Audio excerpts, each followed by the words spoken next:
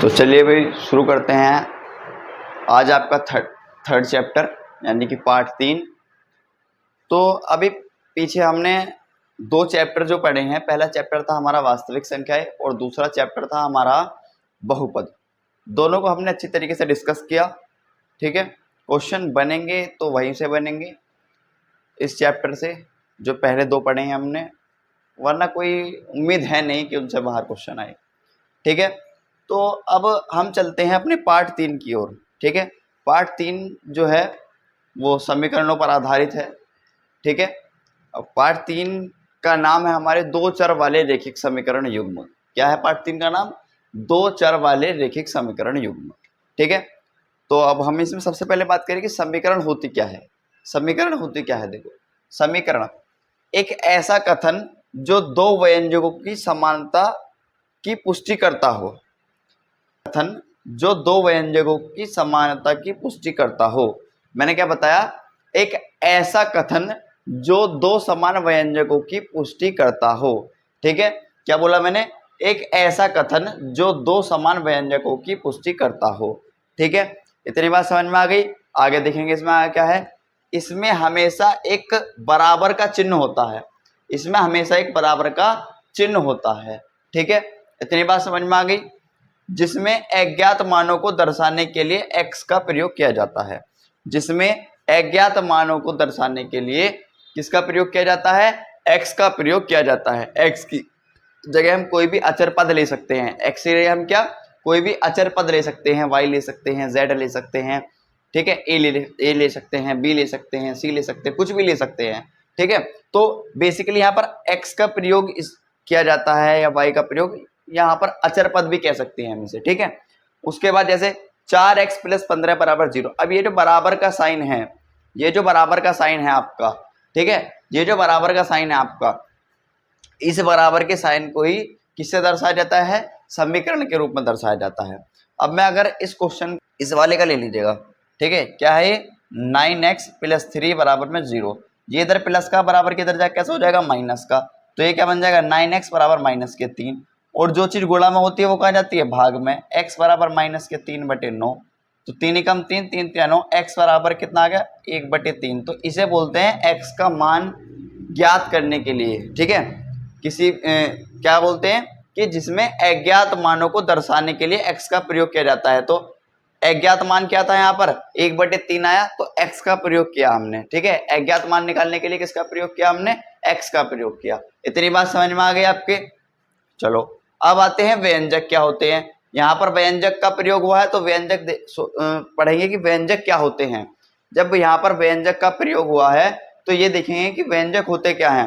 अंकगणितीय संक्रियाओं जैसे plus, minus, गुणा व भाग द्वारा जोड़े अचर तथा चर के संयोजन को व्यंजक कहते हैं।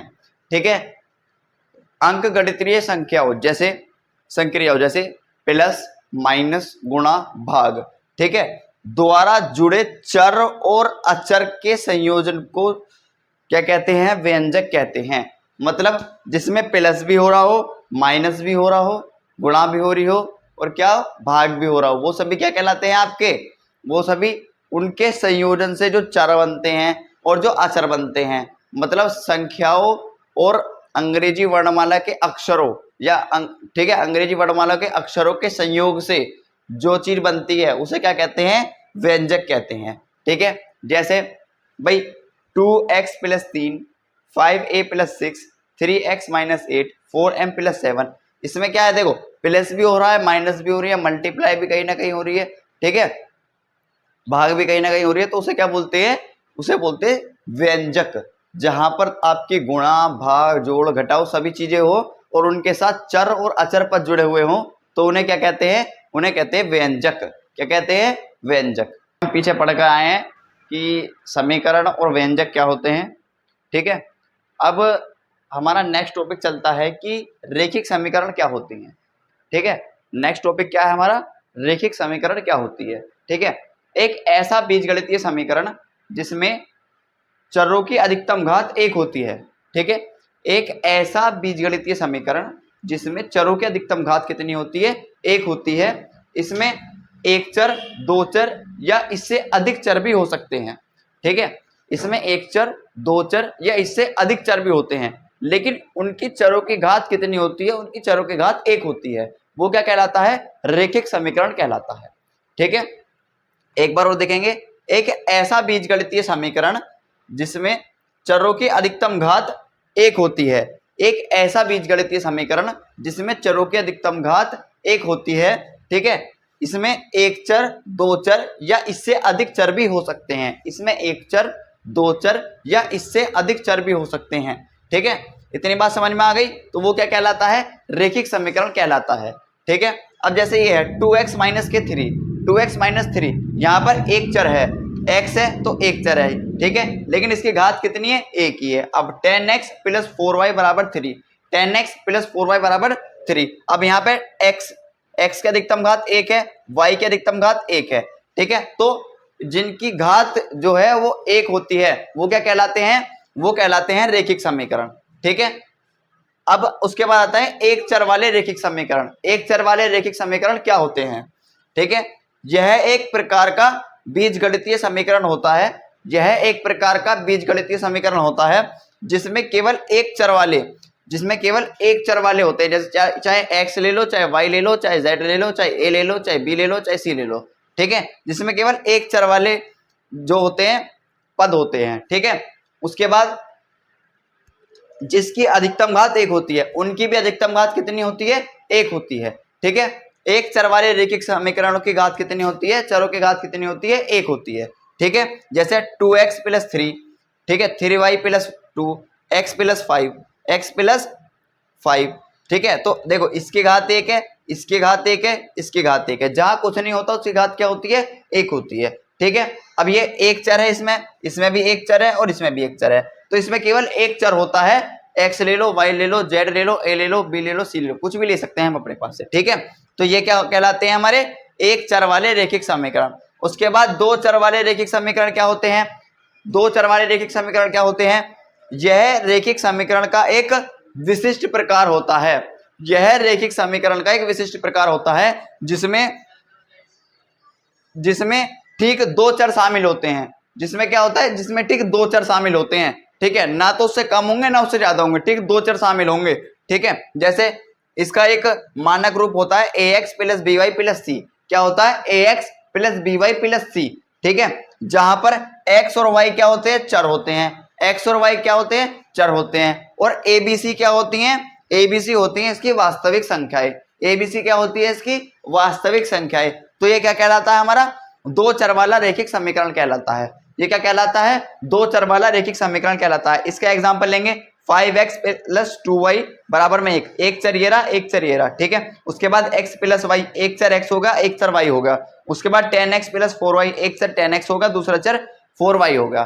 तो पहले अभी पीछे अभी पढ़ के आए थे हम समीकरणों के बारे में, रेखिक समीकरण। ठीक है, रेखिक समीकरण किसे कहते हैं, एक चर वाले समीकरण किसे कहते हैं।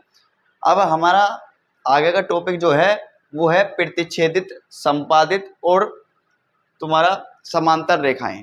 ठीक है, इनके बारे में और संगत असंगत के बारे में जानेंगे क्या होता है। ठीक है, तो इस तरीके का क्वेश्चन है हमारा, x माइनस के 2y बराबर 0, 3x प्लस 4y माइनस के 20 बराबर 0। ठीक है, तो ये जो इक्वेशन हमने यहाँ लिखी थी a1x, तो इस a1 की जगह पर इसका फॉर्मूला बनता है कि a1 बटे a2 बराबर b1 बटे b2 बराबर c1 बटे c2। इन दोनों फॉर्मूले के आधार पर ही ये वाले फॉर्मूले का निर्माण होता है। ठीक है, अब यहाँ पर देखो a1 की जगह पे क्या है, 1 है तो 1 लिखेंगे। a2 की जगह पे क्या है, 3 है तो 3 लिखेंगे, बराबर b1 की जगह पे माइनस का 2 है तो माइनस का 2 लिखेंगे, b2 की जगह पे 4 है तो 4 लिखेंगे। ठीक है, बराबर c1 की जगह पे कुछ नहीं है तो 0 लिखेंगे, कुछ नहीं है तो 0 लिखेंगे। ठीक है, और यहाँ पर c2 की जगह पे माइनस का 20 है तो माइनस का 20 लिखेंगे। ठीक है, माइनस का 20 इधर जाकर के प्लस का हो जाएगा तो उसे प्लस का 20 भी लिख सकते हैं। ठीक है, लेकिन यहाँ पर देखो ना तो ये दोनों एक दूसरे के बराबर है, ना ये दोनों एक दूसरे के बराबर हैं। ठीक है, तो कोई चीज एक दूसरे के बराबर नहीं है तो इसका क्या हो जाएगा, मतलब पहला ही दूसरे के बराबर नहीं है। तो जब पहला दूसरे के बराबर नहीं होगा तो क्या बनेगा, अद्वितीय हल होगा। ठीक है, और दिशाएं क्या होंगी, संगत होंगी। ठीक है, और रेखाएं क्या करेंगी, रेखाएं कौन सी होंगी? प्रतिच्छेदित रेखाएं होंगी। रेखाएं कौन सी होंगी? प्रतिच्छेदित रेखाएं होंगी। ठीक है, समझ में आ गया। अब चलते हैं दूसरे एग्जाम्पल पर। दूसरा एग्जाम्पल है हमारा 2x, मतलब वही a1 बटा a2 बराबर b1 बटा b2 बराबर c1 बटा c2। ठीक है, अब a1 कितना आपका? a1 है यहाँ पर 2, तो 2 लिखेंगे, बटे a2 कितना तुम्हारे पास? 4, तो 4 लिखेंगे। b1 कितना तुम्हारे पास? 3, तो 3 लिखेंगे। b2 कितना तुम्हारे पास? 6, तो 6 लिखेंगे। c1 कितना तुम्हारे पास? माइनस का 9, तो माइनस का 9 लिखेंगे। c2 कितना तुम्हारे पास? माइनस का 18, तो माइनस का 18 लिखेंगे। माइनस से माइनस कैंसिल, 2 एकम 2, 2 दूनी 4, तो 1 बटा 2 बचा, बराबर 3 एकम 3, 3 दूनी 6, यानी कि 1 बटा 2 बचा। 9 एकम 9, 9 दूनी 18, यानी कि 1 बटा 2 बचा। तो अभी तक तीनों क्या हमारे पास? तीनों बराबर हैं। तो कैसा होगा? अनेक हल हो सकते हैं। ठीक है, कितने? अनेक हल हो सकते हैं और संगत दिशाएं हैं। ठीक है, और रेखाएं कैसी हैं? संपाती रेखाएं होंगी। रेखाएं कैसी होंगी? संपाती रेखाएं होंगी। इतनी बात समझ में आ गई? चलो आगे देखते हैं। आगे तीसरा एग्जाम्पल है हमारा, कंडीशन ये वाली बननी है ना, यहाँ पर भी कंडीशन तीनों एक दूसरे के बराबर हैं, ये भी तीनों एक दूसरे के बराबर हैं। अब आगे देखते हैं कि ये एग्जाम्पल है a1 बटा a2 बराबर b1 बटा b2 बराबर c1 बटा c2। ठीक है, एग्जाम्पल क्या हमारा? एग्जाम्पल में है एक की जगह पर है x, तो 1 लेंगे। ठीक है, a2 की जगह पर है 2 बराबर, ठीक है, b1 की जगह पर है 2 और b2 की जगह पर है 4 और c1 की जगह पर है माइनस का 4 और c2 की जगह पर माइनस का 12। माइनस से माइनस कैंसिल, 1/2, 1/2 बराबर 2 एकम 2, 2 दूनी 4, 1/2 बराबर 4 एकम 4, 4 तिया 12, 1/3। तो मतलब पहला और दूसरा तो एक दूसरे के बराबर है, लेकिन तीसरा इनके बराबर नहीं है। तो ये क्या हो जाएगा? कोई हल नहीं होगा। और दिशाएं कैसी होंगी? दिशाएं असंगत होंगी। ठीक है, और ये इसे फॉलो करेगा। ठीक है, पहला दूसरे के बराबर होगा, लेकिन तीसरा दूसरे के बराबर नहीं होगा। ठीक है, और रेखाएं कैसी होंगी? रेखाएं समांतर होंगी। ठीक है, रेखाएं कैसी होंगी? रेखाएं समांतर होंगी। ठीक है, हाँ भाई, तो अभी हमने पीछे संपाती रेखाएं, समांतर रेखाएं, ठीक है, और प्रतिच्छेदी रेखाएं, ठीक है, संगत और असंगत के चार्ट के बारे में डिस्कस करा था। अब उन पर बेस्ड हम क्वेश्चन करते हैं कि क्वेश्चन किस तरीके से आता है। ठीक है, तो मान लिया हम पहला क्वेश्चन सोल्व कर रहे हैं, ये है x + y बराबर में 5 और 2x + 2y बराबर में 10। ठीक है, अब एक इक्वेशन होती है जो इसको सोल्व करने में सहायता प्रदान करती है। ठीक है, तो वो इक्वेशन है a1x + b1y + c1 बराबर में 0। ठीक है, दूसरी इक्वेशन है a2x + b2y + c2 बराबर में 0। ठीक है, इतनी बात क्लियर है? चलो आगे देखेंगे। अब देखो, अगर मैं इस इक्वेशन में ये वाली इक्वेशन रखता हूँ x + y बराबर में 5। ठीक है, x + y बराबर में 5। ठीक है, अगर मैं इस 5 को इधर से इधर लेकर आता हूँ, ये वाला जो 5 है इधर प्लस में, अगर मैं इसे इधर लेकर आता हूँ तो माइनस का 5 हो जाएगा, बराबर 0 हो जाएगा। ठीक है, उसी तरीके से ये वाली इक्वेशन है 2x + 2y, ठीक है, बराबर में, इधर प्लस में 10 है तो इधर में आके कैसा हो जाएगा? माइनस में 10 हो जाएगा, बराबर 0। ठीक है, अब यहाँ से हमें क्या चीज़ पता लग रही है? यहाँ से हमें पता लग रहा है कि a की वैल्यू कितनी है? a1 की वैल्यू हमारे पास 1 है। ठीक है, b1 की वैल्यू हमारे पास कितनी है? 1 है, और c1 की वैल्यू हमारे पास -5 है। इसी तरीके से a2 की वैल्यू हमें पता लग रही है कितनी है? a2 की वैल्यू 2 है, b2 की वैल्यू कितनी है हमारे पास? 2 है, और c2 की वैल्यू कितनी है हमारे पास? -10 है। ठीक है, अब मैंने आपको एक फॉर्मूला बताया था अभी पीछे जब हम चार्ट पर डिस्कस कर रहे थे, तो a1 बटा a2 बराबर b1 बटा b2 बराबर c1 बटा c2। a1 बटा a2 बराबर b1 बटा b2 बराबर c1 बटा c2। ठीक है, अब देखो a1 क्या होगा हमारा? a1 1 है, बटे b1 कितना है हमारे पास? b1 1/2 है। ठीक है, b1 b2। c1 कितना हमारे पास? c1 -5 और बटे -10 c2। माइनस से माइनस कैंसिल, तो ये बना 1/2 1/2 1/2 तो ये तीनों क्या हो जाएगा, 1/2 बराबर 1/2 बराबर 1/2, तीनों एक दूसरे के क्या हो जाएंगे, बराबर हो जाएंगे। तीनों एक दूसरे के क्या हो जाएंगे, बराबर हो जाएंगे। जब तीनों एक दूसरे के बराबर होते हैं, जब तीनों एक दूसरे के बराबर होते हैं तो वो कैसी कहलाती हैं, वो कहलाती है हमारी समपाती रेखाएं। कैसी कहलाती हैं, समपाती रेखाएं। क्या कहलाती हैं, समपाती रेखाएं। ठीक है, और इसके क्या होते हैं, अपरिमित रूप से अनेक हल होते हैं। ठीक है, अपरिमित रूप से अनेक हल होते हैं। क्या होते हैं, अपरिमित रूप से क्या होते हैं, अनेक हल होते हैं। अब इसका तीसरा पॉइंट आप ये बताया था, जब रेखाएं समपाती होंगी तो वो क्या स्थिति क्या होगी उसकी, उसकी स्थिति संगत होगी। स्थिति क्या होगी उसकी, संगत होगी। इतनी बात समझ में आ गई, इतनी बात समझ में आई नहीं आई। अभी पीछे हमने इसका पहला क्वेश्चन सोल्व किया था, अब सेकंड क्वेश्चन पर चलते हैं। ठीक है, तो सेकंड क्वेश्चन को डिस्कस करते हैं। सेकंड क्वेश्चन है क्या, ये दे रखा है x माइनस के y बराबर में 8 और ये दे रखा है 3x माइनस के 3y बराबर में 16। ठीक है, वही इक्वेशन क्या होती है, a1x प्लस b1y प्लस के c1 बराबर में 0।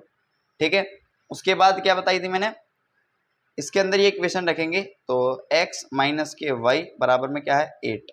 ठीक है, और दूसरी इक्वेशन है हमारे पास a2x plus b2y plus c2 बराबर में कितना हो जाएगा 0। ठीक है, तो इसमें इक्वेशन रखेंगे, इक्वेशन है 3x माइनस 3y और बराबर में कितना है, बराबर में है आपके पास 16। ठीक है, अब ये जो 16 है बराबर के इधर प्लस में है, इधर कैसे हो जाएगा, माइनस में हो जाएगा। इधर कैसे हो जाएगा, माइनस में हो जाएगा। अगर मैं यहाँ से a की वैल्यू निकालूंगा, a1 की वैल्यू निकालूंगा तो ये इधर प्लस में, इधर कैसे हो जाएगा, माइनस में। ठीक है, तो a1 की वैल्यू 1 है, b1 की वैल्यू माइनस का 1 है और c1 की वैल्यू मेरे पास हो जाएगी माइनस का 8। c1 की वैल्यू कितनी हो जाएगी मेरे पास, माइनस का 8। यहाँ पर लिख सकते हैं माइनस के 8 बराबर 0, ये माइनस के 16 बराबर 0। ठीक है, अब a2 की वैल्यू कितनी हो जाएगी मेरे पास, a2 की वैल्यू मेरे पास 3, b2 की वैल्यू कितनी हो जाएगी मेरे पास, माइनस के 3 और c2 की वैल्यू कितनी हो जाएगी मेरे पास, c2 की वैल्यू हो जाएगी माइनस के 16। ठीक है, फॉर्मूला बताया था मैंने a1 बटे a2 बराबर b1 बटे b2 बराबर c1 बटे c2। ठीक है, तो a1 की वैल्यू कितनी मेरे पास 1, a2 की वैल्यू कितनी मेरे पास 3, b1 की वैल्यू माइनस का 1, b2 की वैल्यू माइनस के 3, c1 की वैल्यू माइनस का 8 और c3 की वैल्यू माइनस के 16। माइनस से माइनस कैंसिल, माइनस से माइनस कैंसिल, तो यह आया 1/3 बटे 1/3 बराबर में 8 का मान 8 दूनी 16 यानी कि 1/2। यानी कि पहली दो तो सेम है लेकिन बाद की तीसरी वाली जो आ रही है वो सेम नहीं है। पहली होंगी रेखाएं होंगी समांतर, रेखाएं कैसी होंगी, समांतर। ठीक है, रेखाएं कैसी होंगी, समांतर। और ये क्या होगी, ये होगी आपकी असंगत। क्या होगी, असंगत होगी। क्या होगी, असंगत होगी। अब मुझे इसके कितने हल होंगे, इसका होगा कोई हल नहीं। आंसर क्या होगा, कोई हल नहीं, कोई हल नहीं होगा। ठीक है, नहीं होगा, इसका आंसर क्या होगा, कोई हल नहीं होगा। ठीक है, अब इसके बाद चलते हैं क्वेश्चन नंबर 3 पर। हमने ये पहला और दूसरा क्वेश्चन डिस्कस कर लिया है, अब चलते हैं तीसरे क्वेश्चन पर। तीसरा क्वेश्चन कहता क्या है हमसे। ठीक है, तीसरा क्वेश्चन है 2x प्लस 3y बराबर 6 और 4x प्लस 8y बराबर 12। ठीक है, अब ये दे दिया हमें, मैंने क्या चीज़ बताई, सबसे पहले हमें करना क्या है भाई, सबसे पहले हमें a1x plus b1y plus c1 बराबर में 0। ठीक है, इक्वेशन है 2x प्लस 3y बराबर 6। अब ये बराबर इधर है तो इधर कैसा हो जाएगा, माइनस का हो जाएगा, तो माइनस के 6 बराबर में 0। ठीक है, अब आगे देखेंगे a2x plus b2y plus c2 बराबर में क्या होता, 0 हो जाएगा। ठीक है, अब a2 कितना हमारे पास, a2 हमारे पास 4x प्लस 8y, ये इधर प्लस का इधर कैसे हो जाएगा, माइनस का, तो माइनस के 12 बराबर 0। ठीक है, तो a1 की वैल्यू हमारे पास कितनी है, 2। ठीक है, b1 की वैल्यू हमारे पास कितनी है, 3 और c1 की वैल्यू कितनी है हमारे पास, माइनस के 6। इसी तरीके से a2 की वैल्यू हमारे पास 4, b2 की वैल्यू हमारे पास 8 और c2 की वैल्यू हमारे पास माइनस के 12। ठीक है, फॉर्मूला क्या होता है, फॉर्मूला होता है A1 बटे A2 बराबर B1 बटे B2 बराबर C1 बटे C2। ठीक है, तो A1 की वैल्यू कितनी है हमारे पास 2, A2 की वैल्यू कितनी है हमारे पास 4 बराबर B1 की वैल्यू हमारे पास 3 और B2 की वैल्यू हमारे पास 8 बराबर। ठीक है, और C1 की वैल्यू कितनी है हमारे पास -6, C2 की वैल्यू -12। माइनस से माइनस कैंसिल, 2 एकम 2, 2 दूनी 4, 2 एकम 2, 2 दूनी 4। ठीक है, 3 बटे 8 और 6 एकम 6, 6 दूनी 12। तो ये दोनों एक दूसरे के बराबर नहीं है। जब ये दोनों एक दूसरे के बराबर नहीं है तो ये क्या कह रहा है, यहाँ पर प्रतिच्छेदी हैं, रेखाएं कैसी हैं, प्रतिच्छेदित रेखाएं हैं। रेखाएं कैसी हैं, प्रतिच्छेदित रेखाएं हैं। ठीक है, इसे अद्वितीय हल भी बोलते हैं। क्या बोलते हैं, अद्वितीय हल। अद्वितीय हल यानी कि इसका केवल एक हल होगा। केवल क्या होगा, एक हल होगा। एक हल होगा, क्या होगा इसका, केवल एक हल होगा। और तीसरा पॉइंट इसका क्या हो जाएगा, ये संगत भुजाएं होंगी। इसकी भुजाएं कैसी होंगी, संगत होगी। इसकी भुजाएं कैसी होगी, संगत होगी। ठीक है, हाँ भाई, तो अभी पीछे हम समांतर रेखाएं, प्रतिच्छेदित रेखाएं और संगत असंगत के बारे में पढ़ के आए हैं। ठीक है, तो अब हमारा जो टॉपिक चलता है वो चलता है विलोपन विधि। ठीक है, क्या टॉपिक है हमारा, विलोपन विधि। विलोपन विधि, विलोपन विधि से क्वेश्चन बनते हैं पेपर में भी। एक विलोपन विधि होती है, एक होती है प्रतिस्थापन विधि। ठीक है, तो विलोपन विधि के बारे में समझेंगे। जैसे पहला क्वेश्चन, इसके एक दो एग्जांपल्स लेंगे। जैसे पहला क्वेश्चन लिया हमने कि x प्लस वाई बराबर आपको दे रखा है 9 और x माइनस के y बराबर आपको दे रखा है 5। ठीक है, क्या दे रखा है क्वेश्चन में, x प्लस वाई बराबर 9 है और x माइनस वाई बराबर 5 है। ठीक है, तो इसे विलोपन विधि द्वारा हमें क्या करना है, सोल्व करना है। ठीक है, तो अब यहाँ लिखेंगे विलोपन विधि से, विलोपन विधि से, विधि से। ठीक है, विलोपन विधि से क्या है, यहाँ पर x प्लस वाई बराबर में कितना है 9 है और x माइनस के y बराबर में कितना है 5 है। ठीक है, अब इसके अंदर होता यह है कि जो साइन दिए हुए हैं उन साइनों को अपोजिट कर देते हैं। ठीक है, जैसे यहाँ पर हमने लिखा, अब इसे भाग देंगे। जैसे माइनस, यहाँ पर प्लस का साइन है तो माइनस हो जाएगा, या माइनस है तो प्लस हो जाएगा, या प्लस है तो माइनस हो जाएगा। ठीक है, अब ये माइनस और प्लस के कट गए आपस में। ठीक है, माइनस प्लस आपस में कट गया, y और y जुड़कर कितना हो गया 2y, y और y जुड़कर कितना हो गया 2y, और 9 में से 5 गए तो कितना बचेगा, 4 बचेगा। ठीक है, 9 में से 5 गए तो कितना बचेगा, 4 बचेगा। अब मैंने क्या बताई, जो चीज गुणा में वो कहाँ जाएगी, भाग में। y बराबर कितना हो जाएगा 4/2, तो y की वैल्यू कितनी आ जाएगी मेरे पास, y की वैल्यू आ जाएगी मेरे पास 2। y की वैल्यू कितनी आ जाएगी मेरे पास, y की वैल्यू आ जाएगी 2। अब इसी तरीके से y का मान, y का मान समीकरण 1 में रखने पर, 1 में रखने पर। ठीक है, समीकरण 1 है x प्लस वाई बराबर में 9। ठीक है, तो y का मान रखना है, x प्लस वाई की जगह पे क्या रखेंगे, 2 रखेंगे बराबर 9। ये इधर प्लस का, इधर जा कैसा हो जाएगा माइनस का, तो x बराबर 9 माइनस के 2, x की वैल्यू आ जाएगी 7। ठीक है, x की वैल्यू क्या आ जाएगी 7। अब बहुत से बच्चों को डाउट रहता है कि आपने ये y का मान समीकरण 1 में ही क्यों रखा, भाई समीकरण 2 भी है, आपने y का मान समीकरण 1 में ही क्यों रखा। ठीक है, अब मैं आपका डाउट क्लियर करने के लिए y का मान समीकरण 2 में भी रख के दिखाता हूं। समीकरण 2 में रखने पर, ठीक है, समीकरण 2 में क्या है, रखने पर। अब समीकरण 2 क्या है हमारी, समीकरण 2 है x माइनस के y बराबर में 5। ठीक है, अब x का मान हमें निकालना है, y की वैल्यू हमारे पास 2 है बराबर 5। ठीक है, अब देखो ये इधर कैसा है माइनस में, इधर जाके कैसा हो जाएगा प्लस में, बराबर के इधर जाके प्लस का हो जाएगा, तो x बराबर 5 प्लस 2, तो x की वैल्यू कितनी आ गई 7। x की वैल्यू कितनी आ गई 7। ठीक है, इतनी बात आप सभी को समझ में आ रही है, x की वैल्यू कितनी हो जाएगी 7। अब चाहे समीकरण 1 में रखो या समीकरण 2 में रखो, वैल्यू कितनी आनी है, वैल्यू सेम ही आनी है। वैल्यू कितनी आनी है, वैल्यू सेम ही आनी है, समझ गए।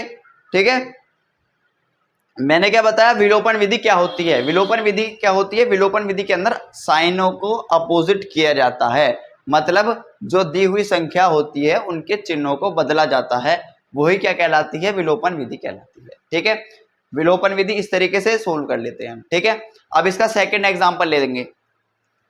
तो अभी पीछे हमने विलोपन विधि पढ़ी थी, विलोपन विधि का पहला क्वेश्चन डिस्कस किया था, अब विलोपन विधि का दूसरा क्वेश्चन डिस्कस करते हैं। ठीक है, तो इसे सोल्व किससे करेंगे, विलोपन विधि से, विलोपन विधि से। ठीक है, विलोपन विधि से सोल्व करेंगे। ठीक है, अब मैंने क्या बताया था विलोपन विधि में कि अगर संख्या कट रही हो तो उन्हें डायरेक्टली काट लेते हैं, अगर नहीं कट रही हो तो उन्हें बैलेंस करने के बाद काटते हैं। ठीक है, तो अब इन्हें बैलेंस कैसे करेंगे, यहाँ पे देखो, यहाँ पे 3 आ रहा है, यहाँ पे 2 आ रहा है। अगर मैं इस 3 की गुणा 2 से कर देता हूँ, इस 2 की गुणा 3 से कर देता हूँ, इस 2 की गुणा किससे कर देता हूँ, 3 से कर देता हूँ, तो ये मेरी रिएक्शन जो है वो बैलेंस हो जाएगी। ठीक है, देखो 3 दूनी 6x प्लस 4 दूनी 8y बराबर 10 दूनी 20। अब 3 की गुणा 2 में करूंगा तो 6x, 3 की गुणा 2 में करूंगा तो 6y बराबर 3 की गुणा 2 में करूंगा तो 6।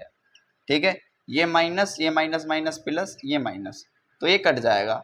8 और 6 कितने हो गए, 14y बराबर 20 में से 6 गए तो बचे 14। y बराबर जो चीज गुणा होती है वो कहाँ जाती है, भाग में, 14/14। y की वैल्यू कितनी आ गई हमारे पास, y की वैल्यू आ गई 1।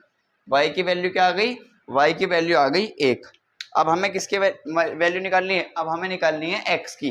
ठीक है, तो y का मान कोई सी भी एक समीकरण में रख सकते हो, समीकरण 2 में रखने पर, 2 में रखने पर। ठीक है, समीकरण 2 क्या है हमारी, 2x माइनस के 2y बराबर में 2। ठीक है, ये है। अब 2x माइनस 2 गुणा y की वैल्यू है 1 बराबर 2। ठीक है, तो 2x माइनस 2 बराबर में 2, ये 2 इधर प्लस माइनस का इधर जाकर हो जाएगा प्लस का, तो 2x बराबर में 2 प्लस 2 हो जाएगा। तो 2x की वैल्यू कितनी हो गई, 4, और x की वैल्यू 4/2, जो चीज गुणा में होती है वो भाग में जाएगी, तो x बराबर में कितना आ गया, 2। तो ये विलोपन विधि से हमने क्वेश्चन को सोल्व किया है। इससे पहले वाला क्वेश्चन भी विलोपन विधि से था और ये वाला क्वेश्चन भी विलोपन विधि से है। अब इसके आगे पढ़ते हैं प्रतिस्थापन विधि क्या होती है। ठीक है, तो अब इससे आगे चलिए भैया अब स्टार्ट करते हैं प्रतिस्थापन विधि। इससे पहले हमने विलोपन विधि पढ़ी थी, अब पढ़ते हैं प्रतिस्थापन विधि। तो प्रतिस्थापन विधि क्या होती है, प्रतिस्थापन विधि, प्रतिस्थापन विधि। ठीक है, इसमें पहला क्वेश्चन हमें दिया है कि x प्लस वाई बराबर में दे रखा है 14 और x माइनस के y बराबर में दे रखा है 4। ठीक है, x प्लस वाई बराबर में दे रखा है 14 और x माइनस के y बराबर में दे रखा है 4। ठीक है, अब इसके अंदर एक रूल होता है कि किसी भी एक समीकरण से मान बनाते हैं हम। ठीक है, तो हम समीकरण 2 से मान बनाते हैं, समीकरण 2 से किसी भी एक को उठा सकते हैं, लेकिन हमें 2 क्यों उठाई हमने, क्योंकि 2 हमें आसान लग रही है। देखो इधर अगर मैं x की वैल्यू बनाऊंगा तो ये 4 इधर जाके प्लस में जुड़ जाएगा, y जो इधर माइनस में इधर जाके कैसा हो जाएगा, प्लस का हो जाएगा। ठीक है, तो समीकरण 2 से x का मान बनाएंगे तो x माइनस के y बराबर में क्या है, 4। ठीक है, ये इधर माइनस का इधर जाके कैसा हो जाएगा, प्लस का, तो x बराबर में कितना हो जाएगा, 4 प्लस y। x की वैल्यू क्या बन गई, 4 प्लस y। ठीक है, x का मान क्या बन गया हमारा, 4 प्लस y। अब x का मान समीकरण 1 में रखने पर, जिस समीकरण से वैल्यू बनाते हैं, जिस समीकरण से x का मान बनाते हैं उसमें कभी नहीं रखते, दूसरी समीकरण में रखते हैं हमेशा। ठीक है, तो समीकरण 2 से वैल्यू बनाई थी, समीकरण 1 में पुट करेंगे तो x प्लस वाई बराबर कितना है, 14। ठीक है, अब x की वैल्यू क्या है हमारे पास, 4 प्लस वाई, और प्लस में y ये है ही बराबर 14। ठीक है, तो ये कितना हो जाएगा हमारे पास, ये हो जाएगा 4 प्लस 2y बराबर में 14। ठीक है, 4 इधर प्लस में इधर जाकर माइनस में हो जाएगा, तो 2y बराबर 14 माइनस के 4, तो 2y बराबर में कितना हो जाएगा, 10, और y बराबर में कितना हो जाएगा, 10/2। y की वैल्यू कितनी आ जाएगी, 5। y की वैल्यू कितनी आ गई, 5। अब y का मान किस में रखेंगे, y का मान रखेंगे x के मान में। ठीक है, y का मान x के मान में रखने पर, x के मान में रखने पर। ठीक है, अब x का मान क्या है, x बराबर क्या आया था, 4 प्लस y। ठीक है, तो 4 तो हमारे पास पहले से ही, y की वैल्यू आई है 5, तो x बराबर कितना हो जाएगा, 9। x की वैल्यू कितनी आ गई, 9। ये है हमारी प्रतिस्थापन विधि। ये कौन सी विधि है हमारी? प्रतिस्थापन विधि। इससे पहले हमने विलोपन विधि पढ़ी थी, ये है प्रतिस्थापन विधि। अब प्रतिस्थापन विधि का एक लास्ट क्वेश्चन और करेंगे, उसके बाद कल से आपकी एक्सरसाइज। तो ये प्रतिस्थापन विधि का दूसरा क्वेश्चन लिखा है हमने, अब इस दूसरे क्वेश्चन को सोल्व करते हैं। ठीक है, किसी भी एक समीकरण से हम वैल्यू बना सकते हैं। ये हमारी समीकरण 1 है, ये हमारी समीकरण 2 है। ठीक है, तो दोनों ही बराबर है हमारे लिए, तो किसी से बना सकते हैं। तो समीकरण 1 से लेते हैं, समीकरण 1 से। ठीक है, समीकरण 1 से निकालेंगे तो x प्लस 4y बराबर में कितना है? 27। ये इधर प्लस का ये इधर जाकर माइनस हो जाएगा, तो x बराबर हो जाएगा 27 माइनस के 4y। 27 माइनस के 4y, ये हमने समीकरण 1 मान ली, या समीकरण 3 मान ली हमने अब आ गए, या x का मान आ गया ये हमारा, ये हमारा x का मान आ गया। ठीक है, अब x का मान समीकरण 2 में रखने पर, 2 में रखने पर, ठीक है, समीकरण 2 क्या है हमारी? समीकरण 2 है x प्लस 2y बराबर में 21। क्या है? x प्लस 2y बराबर में 21।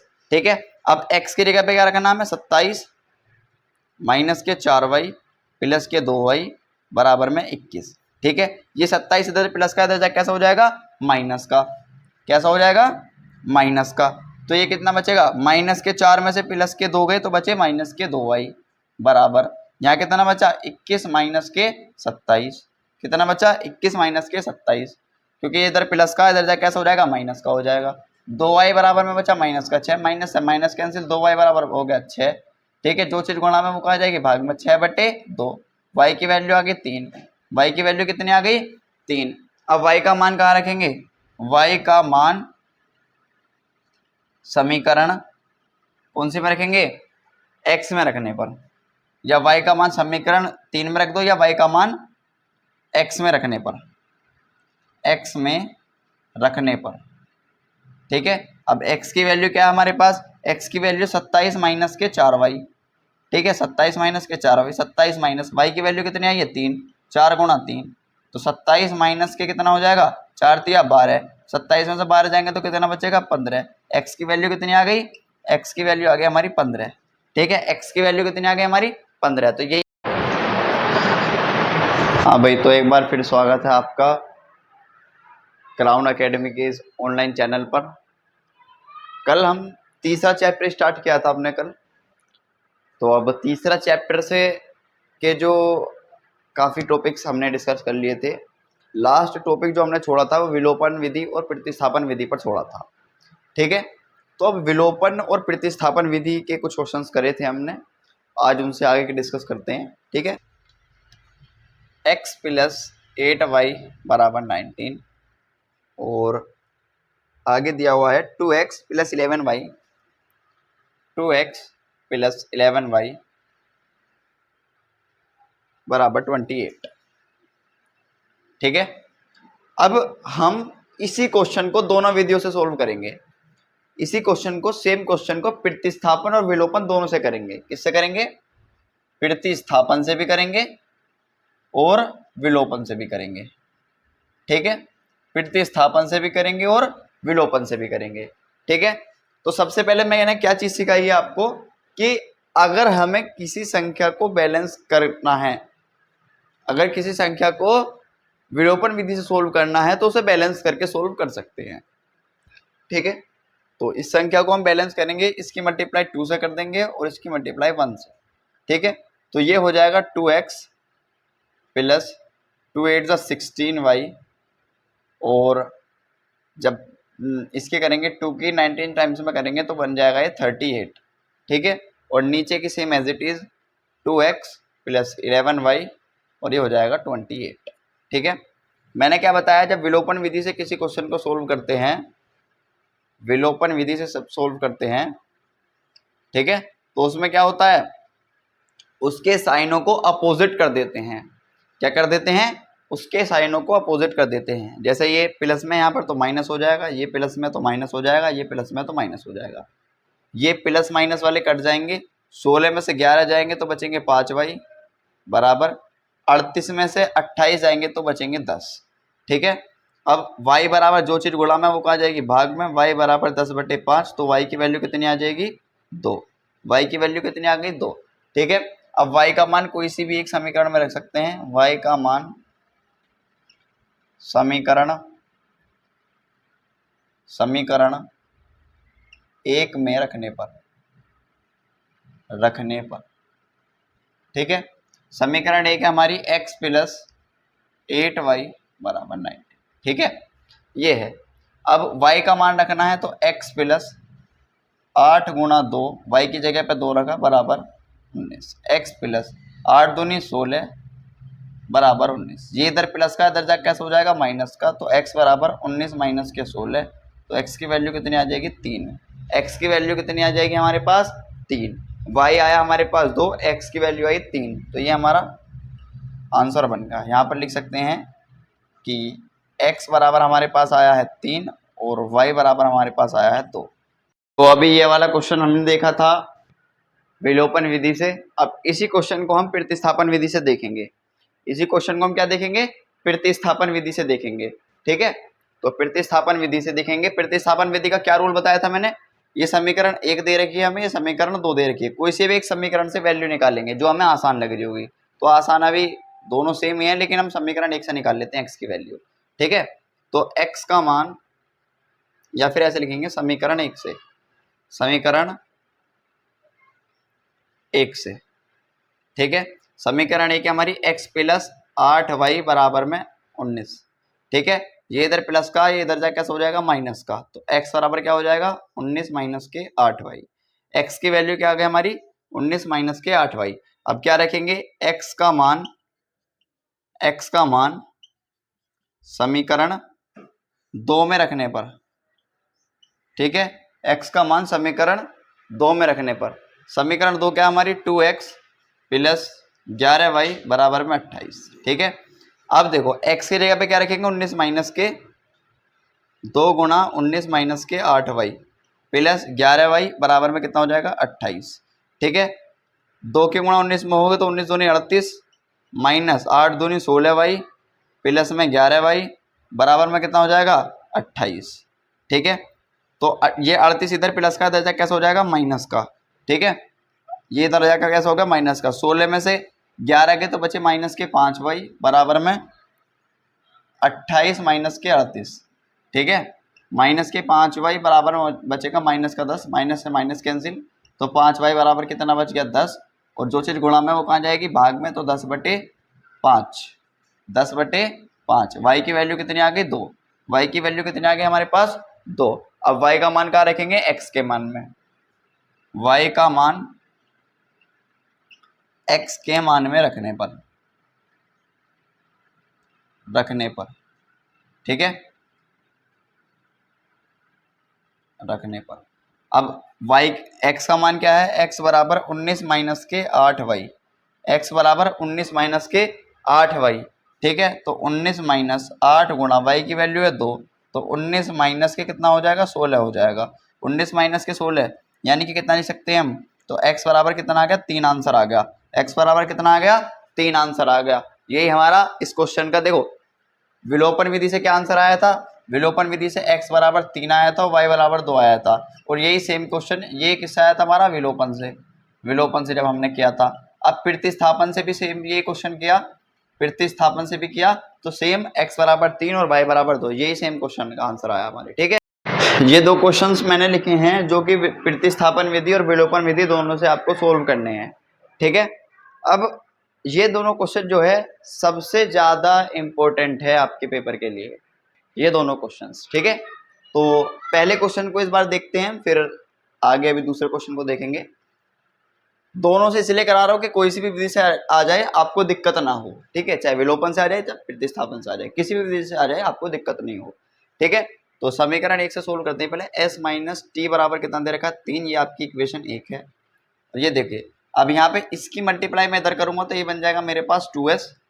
इसे सोल्व कर लेते हैं लगी, तो यहाँ से इसे कर लेते हैं s/2 plus s/3 plus t/2 is equal to 6। इसकी मल्टीप्लाई इधर करेंगे तो ये हो जाएगा 2s, प्लस इसकी मल्टीप्लाई इधर करेंगे तो ये हो जाएगा 3t, और बटे में कितना बन जाएगा 3 दूनी 6, और बराबर हमारे पास 6 है। इसकी गुणा करेंगे इधर, इसकी गुणा करेंगे इधर, तो ये बन जाएगा 2s प्लस 3t बराबर में कितना हो जाएगा 36। 2s प्लस 3t बराबर में कितना हो जाएगा 36। ये हमारी समीकरण 2 बन जाएगी। और यहाँ से s की वैल्यू अगर हम निकालें तो s बराबर हो जाएगा इधर माइनस का इधर जाके प्लस का, तो 3 प्लस t। s की वैल्यू कितनी हो गई हमारे पास 3 प्लस t। अब s की वैल्यू हमें इसमें रखनी है 2s प्लस 3t बराबर में कितना है 36।